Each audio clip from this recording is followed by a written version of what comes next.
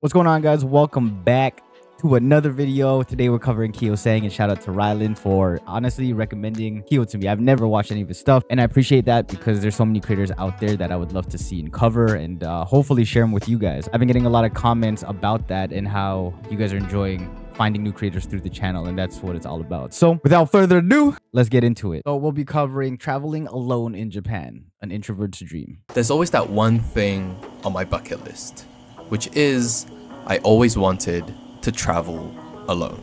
A lot of emphasis right there on the text. I feel like it works because it keeps you engaged and also stylistically. So this could be different if, let's just say, this text was just on here. And I feel like it gives the audience an opportunity to read it already. But when you're hearing it and seeing it at the same time, it hits different. Which is, I always wanted to travel alone.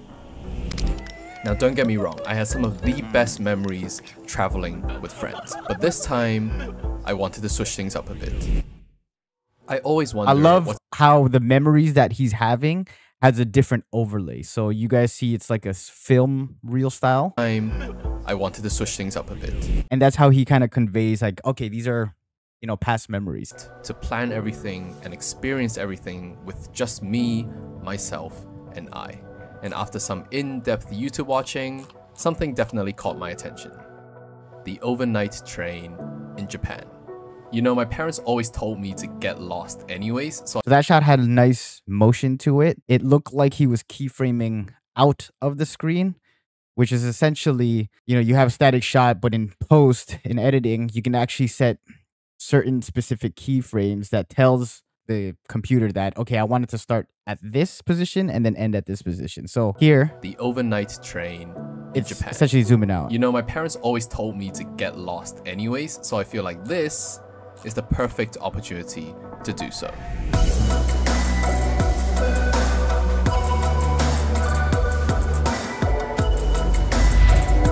Oh, nice transition.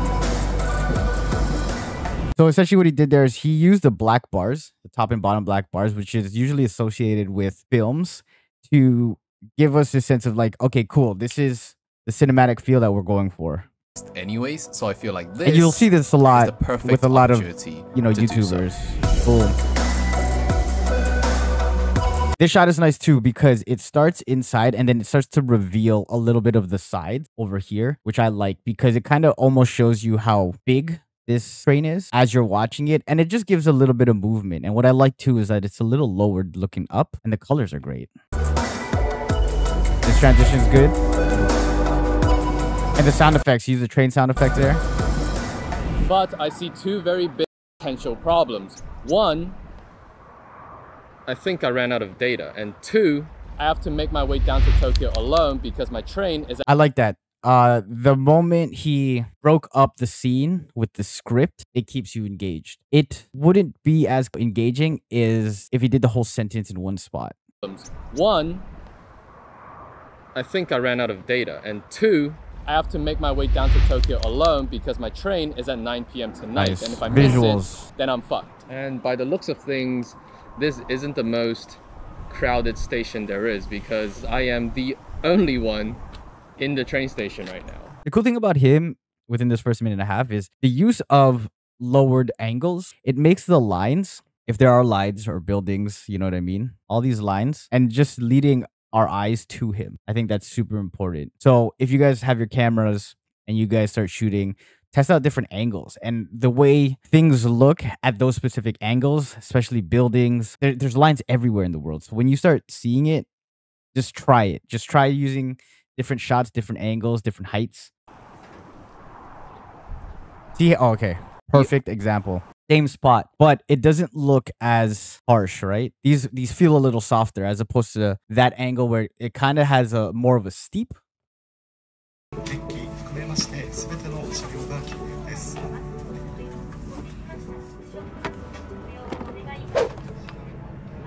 For the first length of the journey, I'm taking the... That was like a really crazy sound to use there. I don't know if I would have used it because it was like, kind of felt like it was out of nowhere. There wasn't a lot of sound effects, especially that was a little harsh too. Everything feels so smooth and flowy with the music, super quiet. And then that one kind of hit a little hard. And I feel like at that moment, he could have used, like if he was to use another sound effects, it should have been for that, you know, holder. As you can see, the train is moving along at tremendous speed. I don't know if it's just me, but personally, I like to take the train more than taking an airplane. See how the exposure here, overexposed, right? It's because he's exposing for himself here. You got to pick and choose sometimes. What do you want to expose? But for the previous shot, because the main focus was the window here, you know, this is properly exposed, pretty decently exposed. And then this is all dark. So if you want to get certain shots, you really have to pick and choose, okay, what do I want to expose? Obviously, you can expose both properly, but you would need a lot of lighting, certain pieces of equipment. But if you're just shooting by yourself and you're thinking, okay, cool, how am I telling my story? What do I want to expose, or what shot do I want to get? You got to figure out, what do I need to expose? And according to schedule, we'll be arriving at around 7:06 p.m. because the Japanese are on time as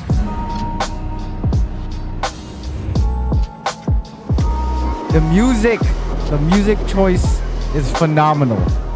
Sorry, going back here. and according to schedule. You know, he's talking about according to schedule. What I like about stuff like this is when you are a video creator and you just need a lot of B-roll and you just, you know, as much shots as possible, you start getting creative. And Casey Neistat did this really well because he showed different things all the time. If he was talking about it and he didn't maybe have something specific to shoot, he would actually like draw or write or give us another visual. This is kind of the same thing where he knows what he's talking about. He wants to talk about the time and he's like, okay, what is going to have, how fast we're going to get there, the speed of the train and things like that. And this is a great shot to lay over. Then I'm probably gonna get dinner.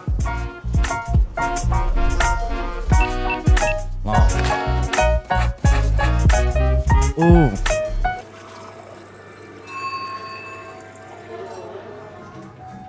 Okay, that sequence was great. What? Talks about dinner, then shows us. The pacing is just so good. It's quick, quick, quick, quick. Then it slows it down, grabs our attention by not playing the music when he's getting the water, and then it's just him drinking.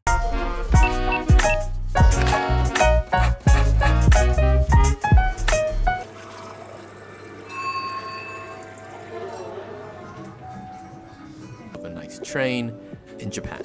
After seeing this train many times on YouTube, it still feels pretty unreal to finally see it in real life. It is one of the coolest looking trains I have ever seen. It actually looks way cooler in real life than it does on camera, which is the exact opposite. I love the slow motion shots. How the choice of using slow-mo for, you know, especially the train, because it feels like this is, you know, one of the main characters. You got to give it its time, you know. And what's cool too is like, I think because it looks so soft and dreamy, is like you'll see a bit of the bloom in the lights. And with all the lights, I feel like it's like that. See the bloom here? Boom. Gives it that dreamy effect. So if you guys don't know how to get this, you could do it in post, but there's also these filters that you can get that essentially diffuses the lights and it makes everything feel a little bit more cinematic. I want to show you guys something. When you turn off the lights and then you look outside, the lights are so diffused, it feels like you're dreaming. It looks so nice outside. Yeah, it looks so Damn. cool. That is crazy. To Tokyo.